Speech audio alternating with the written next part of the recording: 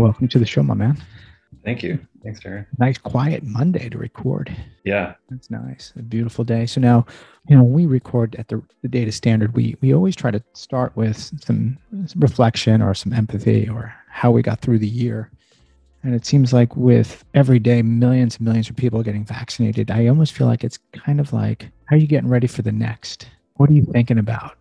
Are you thinking about travel? Are you thinking about going to restaurants?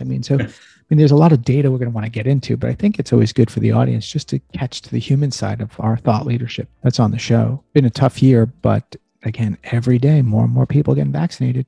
And I read that maybe masks will be optional after May. How are you going through this emotionally? How are you doing?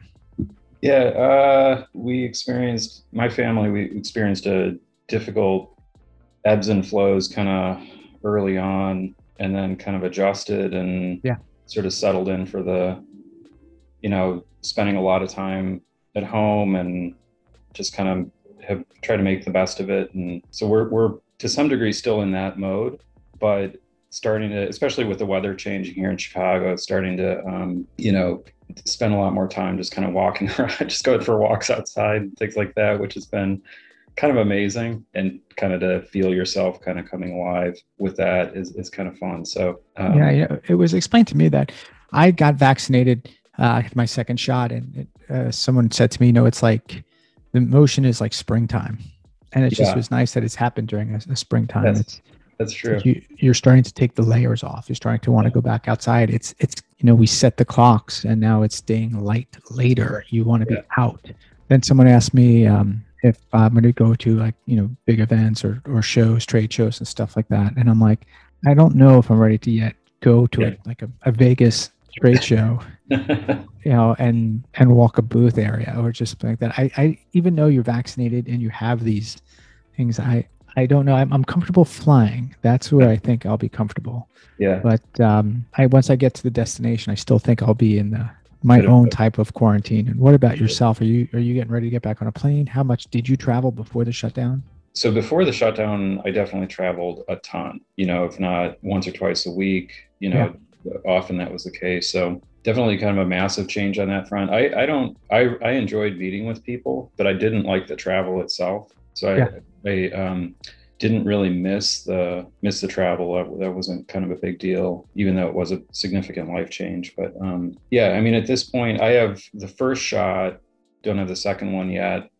So I think as soon as I'm fully vaccinated, I would have no hesitancy to do business travel again. And even things like a large show or something like that, I don't think I think I'd feel like I'm, as covered as I was, say, 3 years ago when, you could get sick then too. But so that's my guess, but I'm not sure. I agree. I like the in-person meeting. I enjoy the travel. Now, what I enjoy coming out of this pandemic is I was always a fan of don't have a meeting just to have a meeting. And I love the fact that the junior people in the organizations understand that we can do a meeting in 20 minutes. Yeah. Because those are the people that mostly book an hour. Hey, can I get an hour of your time? And I shake. I'm like, you need an hour of my time? What are we working on that you need an hour? So I think what I've enjoyed is people are saying we can meet in 20 minutes, or junior and senior people are being comfortable saying, hey, I don't think you need me for the rest of this. Can I jump off? Right. No, I think those things are great. Meeting discipline is kind of accelerated, kind of both pre-meeting and in the meeting. So the downside of it is, okay, now I might have 10 very concentrated, very targeted meetings in a given day, that all of which are a good use of every minute, but they wear me out. So you get to the thing where it's like, well, okay, maybe there was some reason, kind of we tended to build in some fluff time into meetings in the past, because it's hard to to go day after day with intense meetings. But anyways, it's certainly very possible. Yeah. And what's great about what you just said is, since everybody is calling in, it's an equal playing field. You don't feel like you missed the joke coming in, or the little banter from conference room to back to desk. Yeah. But then it was interesting. I got into a conversation on the show right before the weekend, and we went to a place that I forgot because we've been working remote now for over a year. Is that when you get back to the office, there are always managers or people that they were saying watch desks where they're like, "Where's Bob? Okay. Bob hasn't been at his desk Right. for 25 minutes. I know there's no meeting. Is he interviewing or must be a nice lunch? Yeah. Must be a Yeah. nice lunch." Yeah. So I think everyone's like, yeah. "Oh, I want to get back to the office. I miss the serendipity." But I think there's the other parts to it where it is nice to be able just to run out right now at 10:08, whatever it is, to CVS to get a medication or to Walgreens or get your car gassed up. Yeah. Yeah. And I almost feel like instead of PTO days, there should just be like errand days or errand hours, where just let's say it's okay that I don't see you at your seat. Yeah. Like, so I don't know if you have been in those experiences as you and I have a little bit of gray. We've gotten the punches and the gut punches. Like we've been in those environments where they're like, where's Bob?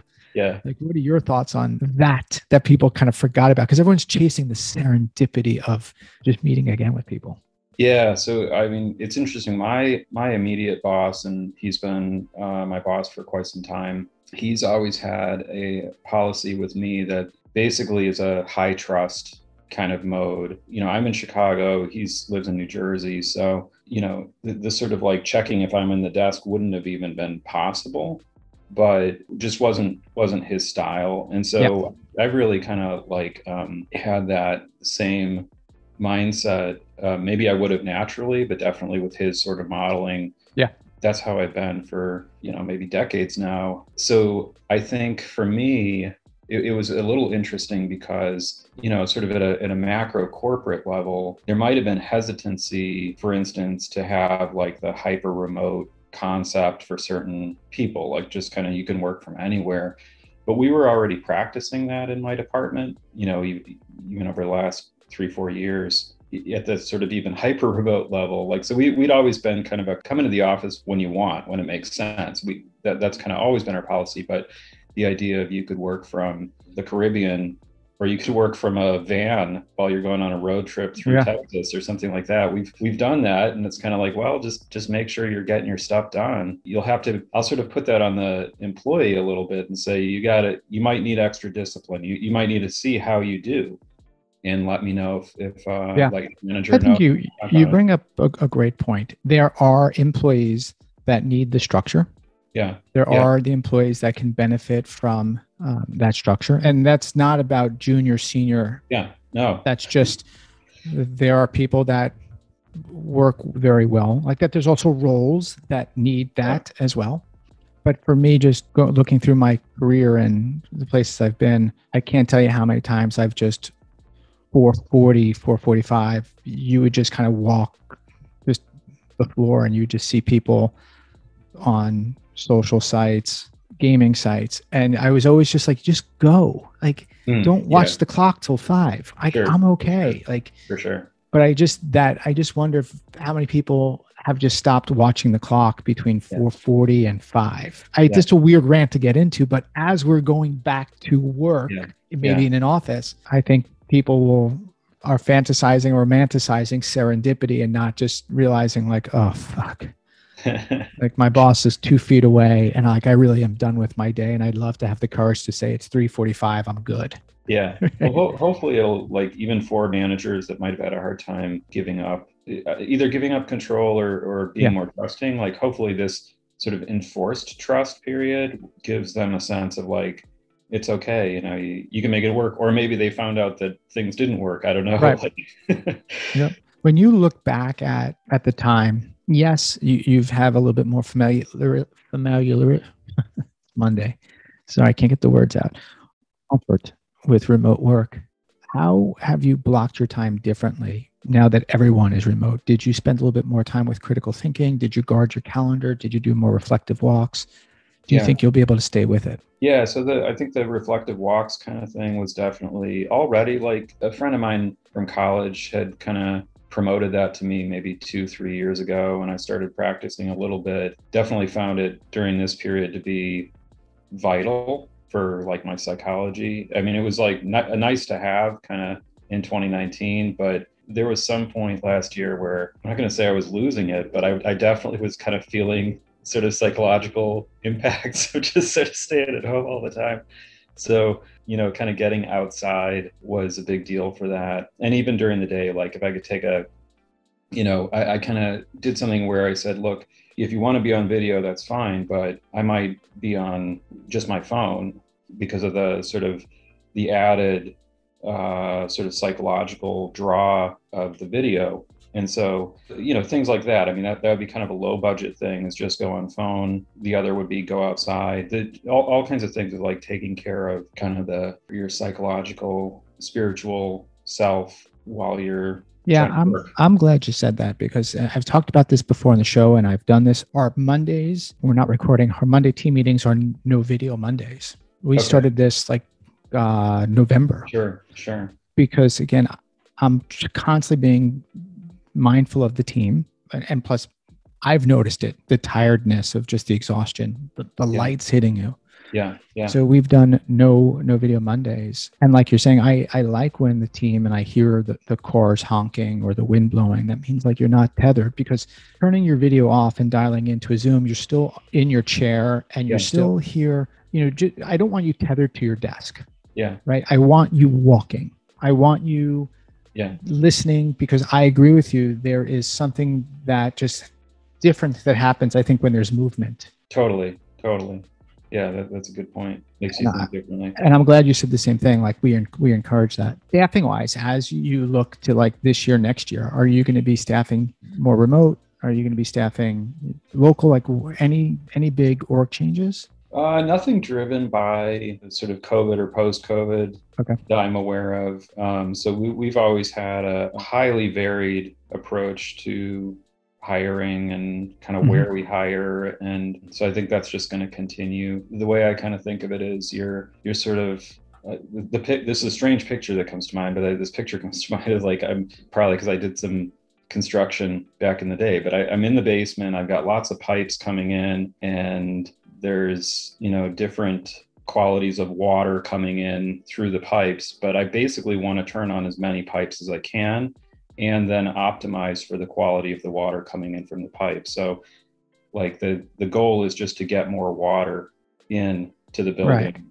Right. And anyway, it's very weird analogy, but the idea that if you say I only need one pipe and that's it, you can run into some real problems. Yeah. Especially because I'm hiring for a very wide array of different types of roles, and those roles over the past 15 years have changed tremendously in terms of kind of how hot they are in the job market, and things like that. And if I had kind of said, well, my strategy is just get people from one place and here it is, and this is always going to work, that definitely would not have worked. I know, because there's been so much change there. So, well, and you bring up a good point as some of the stuff that you've done. Is there anything you can share, anything you're working on, anything you want to hype, promote, that you're proud of?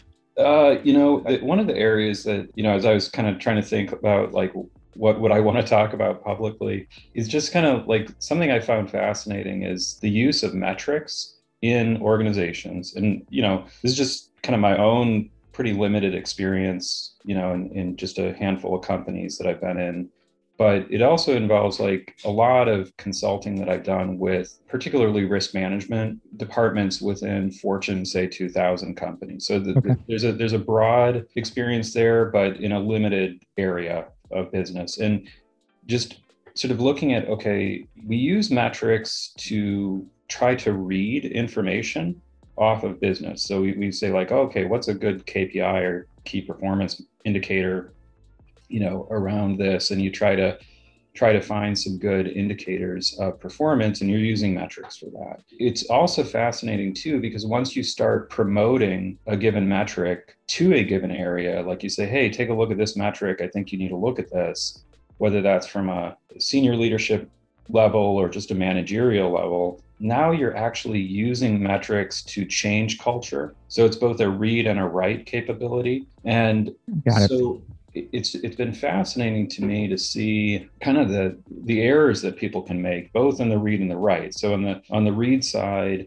I remember one of my first experiences with this. I was doing more IT backroom stuff, but I'd come under a business consulting group. And so I was building their tools for them. And the person in charge, she was getting ready for a meeting. You know, she called me up at like 2 a.m. and was kind of distressed because she was seeing the average for some metric, average incurred, it was, so average cost, that was going down, meaning it's improving. You want to have lower costs in that case. But that metric is broken out into two pieces. Like there's kind of two parts, two populations within that.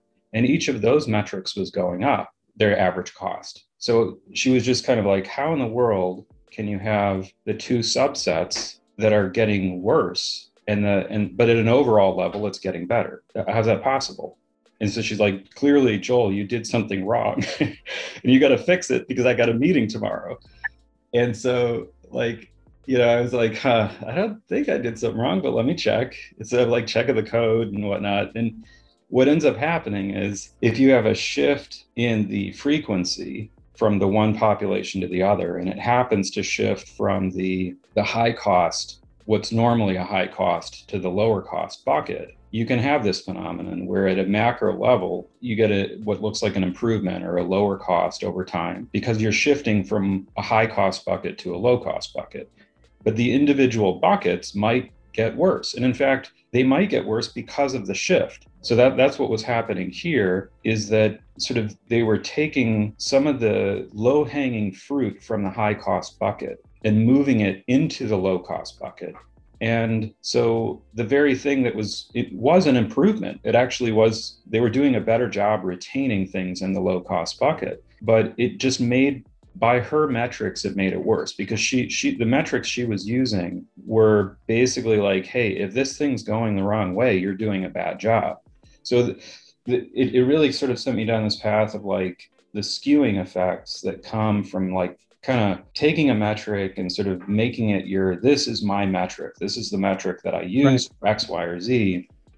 And so I started like doing a lot of work to kind of always find like as many balancing metrics as I could. Like you still need to find some KPI that you're like, this is the one I like, but then you got to do your homework to find a whole bunch of metrics around that let you say, am I thinking right? Because 10 to 20% of the time, that metric probably isn't a good one, but you aren't going to know it if you're only seeing that one metric. So that's on the read side, as in using metrics for reading information, and then on the right side, kind of similarly, I mean, the experience I've had there that's maybe jumped out at me was the way an organization assesses return on investment for the capital projects. So picture, a 2-year multi-million-dollar project, and you're trying to sort of look at it in advance to say, is it worth it? Should we spend these millions of dollars in this way? And it's very, very legitimate for a business to say, well, what's the return on investment? You have expense that you're wanting to do. Are you going to get a return for that? The problem is that often the return that you get for that investment might not come. You might even say it's not going to come. It's going to come over the next 10 years or something like that, or 5 years or something. And so by the time you're 5 years in, is anybody really like, doing the due diligence to go back and say, and even if they are, it doesn't matter. The investment's already made. Yeah. So what I found was what the organization was missing is you're missing like these leading indicator metrics that are going to tell you whether an investment's good. And you actually need those to start firing in the first few months of the thing, not waiting until the thing is done. Yeah.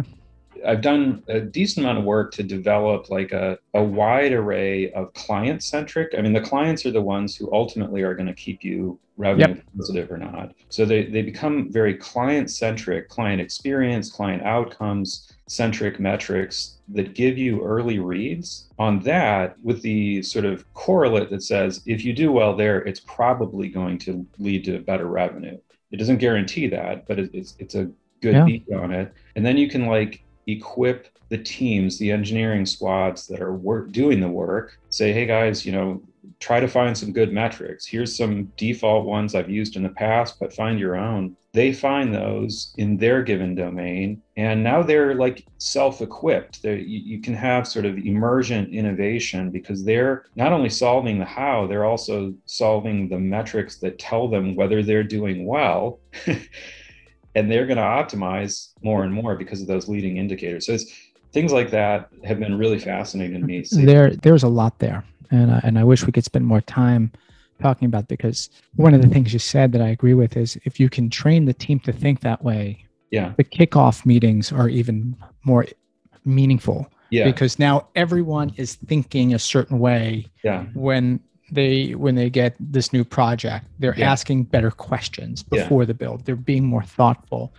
So I think what you brought up is important, not just on the outcome, but how we sit in that kickoff meeting and how we manage up on, here's what I'm thinking, here's the information I'm going to need, and how does this sound to you? And you get the buy-in, and you're right, then everybody wins. Because I do agree, after it's signed off on, we know when we miss, right? We'll know in a few months, in a few years, when it was a miss, and that's not good for anybody. So cool. Well, listen, I wish we can spend more time on that topic, but either way, I'm glad we got to hang out a little bit on this Monday. Definitely. As we always say, we're a community. And the thing about our community is we don't want to be the largest community. We want to be the most connected, the most empathetic. So I want to connect you with a few people. Is there a sector that you'd like to connect with? Is there a skill set? Who can I, because I'm going to make 4 or 5 introductions for you.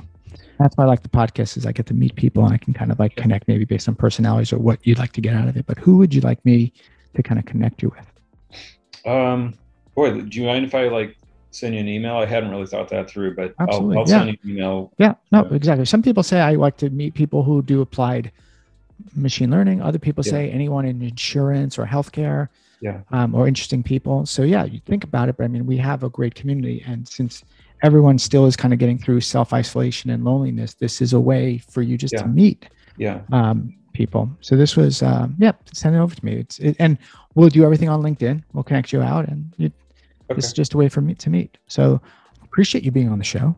And thank you so much. I'm not going to be in Chicago, but I'm in Miami. So if you come down to Miami, you look me up. And we are the data standard. We are sponsored by Pandio. They're doing some really killer stuff with distributed messaging. So we thank them for all their support. And we thank you for being on the show. Thanks, Darren.